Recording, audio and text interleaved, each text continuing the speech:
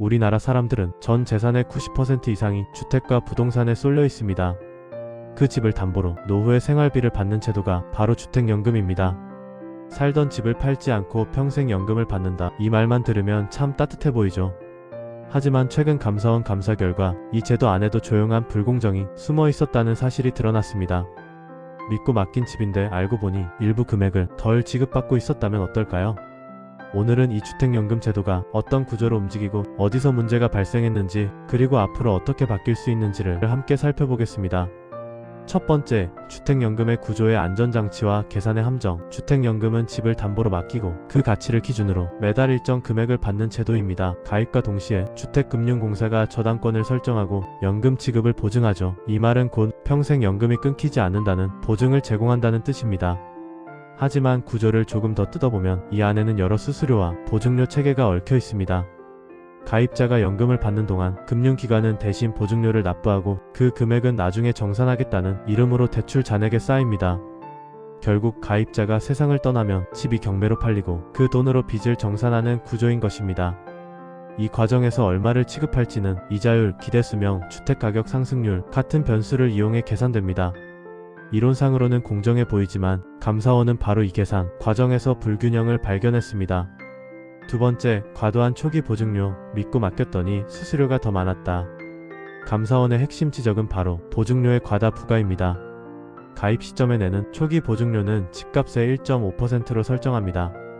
즉 3억 원짜리 주택이라면 450만원, 5억 원이면 750만원, 9억 원 주택은 무려 1350만 원이 보증료로 한 번에 빠져나갑니다.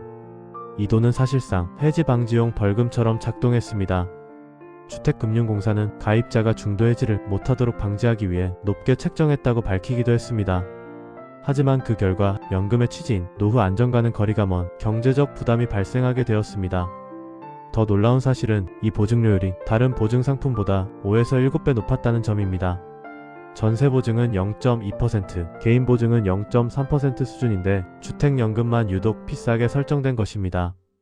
결국 노후 안전망이 수익사업처럼 변질된 셈입니다.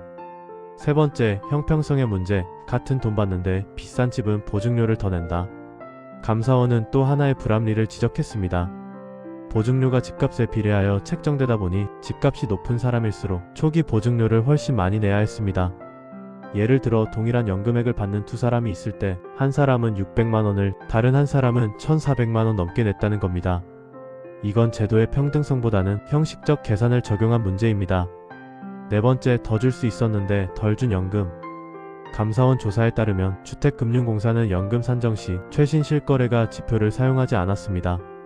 과거 데이터로 계산하다 보니 주택 가치가 저평가됐고 결과적으로 가입자들은 월 평균 몇만 원 정도 덜 받게 되고 이 금액은 수년간 누적하면 수백만 원의 금액이 됩니다.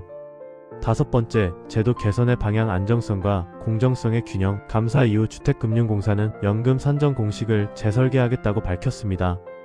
앞으로는 최신 실거래가를 반영하고 보증료 인하와 가입자 형평성을 보완하여 추진할 예정이라고 합니다. 한국은 세계에서 가장 빠르게 고령화되는 나라 중 하나입니다. 따라서 주택연금은 단순한 금융상품이 아니라 노후 생존을 지탱하는 공공안전망이 되어야 합니다. 이제는 수익이 아니라 신뢰로 평가받는 제도로 바뀌어야 할 때입니다.